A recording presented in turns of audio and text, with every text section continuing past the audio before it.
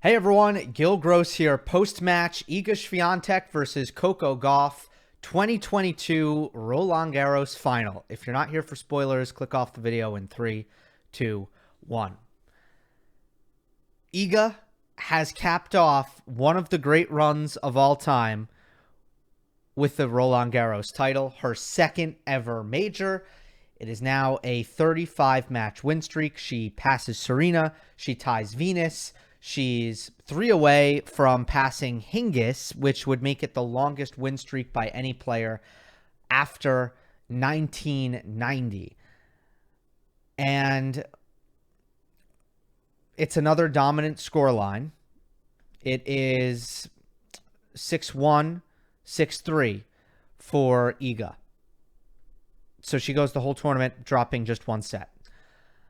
I want to spend most of this post-match video talking more about Świątek and what we're seeing right now and what makes her great, and not breaking down what was a pretty uncompetitive match. But I will begin just talking about the Świątek versus Gauff dynamic in this match. And as I suspected, the first thing I have to talk about is just the disparity in forehand effectiveness, and especially the struggles that Coco had to just keep that side consistent and in the court.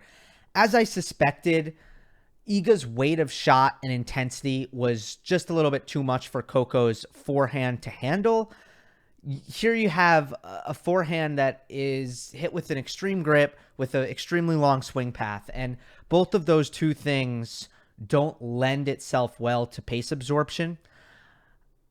And she just requires a little bit more time on her forehand. As I talked about in the preview, the clay actually provides that. But with Iga hitting faster and heavier and taking the ball early, the ball's coming quicker than what she would be dealing with against any other player. It kind of negates the effect of the clay. And it just looked like Gauff's forehand was often rushed, caught it late all the time, and it was an issue for her, along with the obvious effect of the tension and the nerves, especially in the opening couple games when Gauff's forehand was particularly problematic for her. And the stats in the end end up being 4 winners to 14 unforced errors on the Coco forehand. For reference, frame of reference, Iga was 6-5. Coco actually won the returns in play battle, as I suspected. I thought that was going to be her best chance to be competitive in the match, was to get a lot of free points. And she actually did do that. It was really just how lopsided things were once Iga got the returns in play that kind of doomed Coco in this match. So she actually did get more free points than Iga, just by a slim margin. And as a result, the only rally length that she ended up winning was the 1 to 2 shot rally length. And if you throw in Coco's double faults, if there were 3 of them, were there more though? That seems low. Hold on, let me check the stats. For some reason, I thought I read 3, but I feel like there were more. No, only 3. I don't know if they came kind of in big spots, but okay. Anyway, you throw those in, and I think the breakdown is pretty close in terms of rally length 1 to 2 shots. It was really just after that where Świątek on the Coco serve ended up winning total points when she got the return in play, 29-14. And part of that is also +1. And how the advantage of Coco's serve pretty much goes away right away. She's not good enough, especially on the forehand side, of taking that first ball and being aggressive with it and using the serve, parlaying that into an advantage in the point. You know, it's kind of the forehand isn't at the level that Iga's is at, where if you leave a return short from Świątek's serve, she has a forehand that is going to utterly destroy you, and that is going to be the end of things. Coco doesn't have that on the forehand, which means that the advantage that she gets from her serve, it dissipates once the return is in play, pretty much. She did have some nice +1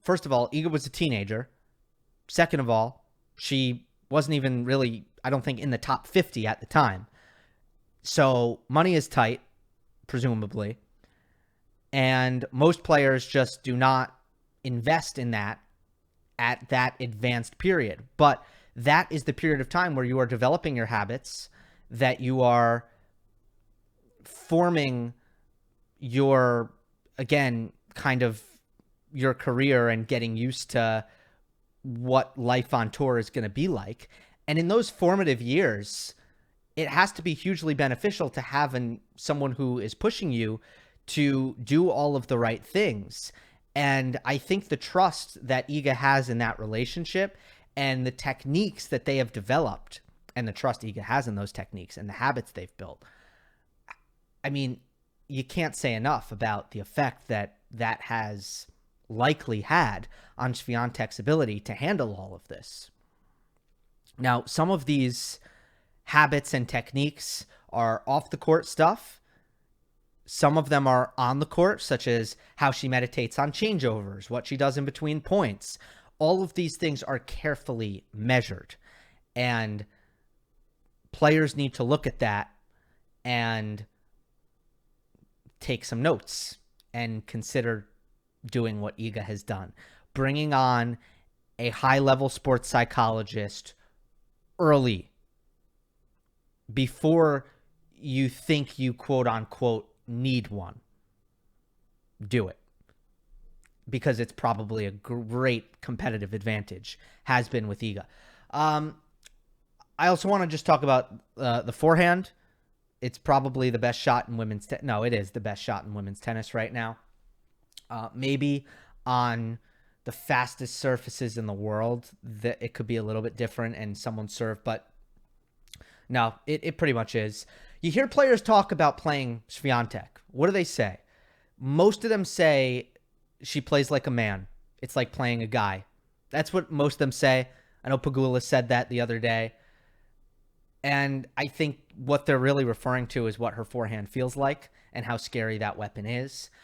A lot of WTA players can get their forehand speeds up in the 80s and the 90s, right on par with how fast ATP players hit their forehands. But usually the RPM isn't even close. They're hitting flat forehands that are comparable in speed, but they're just nowhere close in RPMs.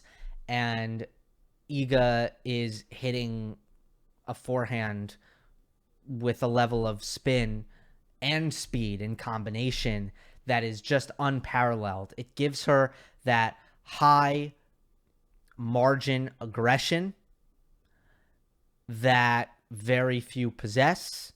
High margin aggression is a term that I talk about a lot when I discuss Iga's idol, Rafa Nadal, who she is a massive fan of, who she has looked up to her entire life, who I think she emulates to the extent that she has probably aimed to have a forehand as close to Rafa's as possible.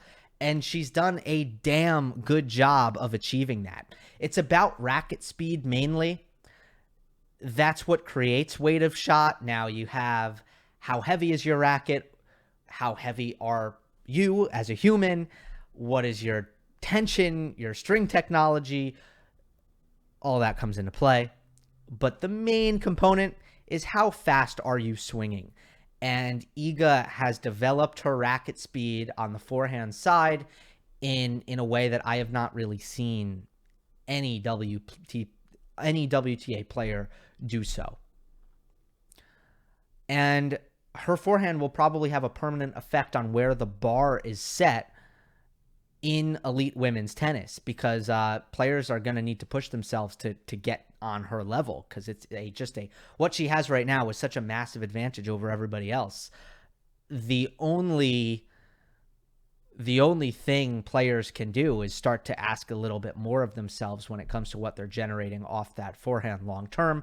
And that's what will inevitably happen over time. But right now, Świątek's forehand is just on another level, and that's not going to change anytime soon. Iga has also embraced modern medicine in the physicality department. It's not just the mental stuff. She cares about her sleep. She cares about her diet. And she has, I think, the best movement on tour. So what's happened here, in conclusion, I think there's definitely a locker room aura at this point from all of this. Everything that I've said here is something that obviously everybody has noticed in the locker room. And, you know, the score lines have a big effect, in my opinion.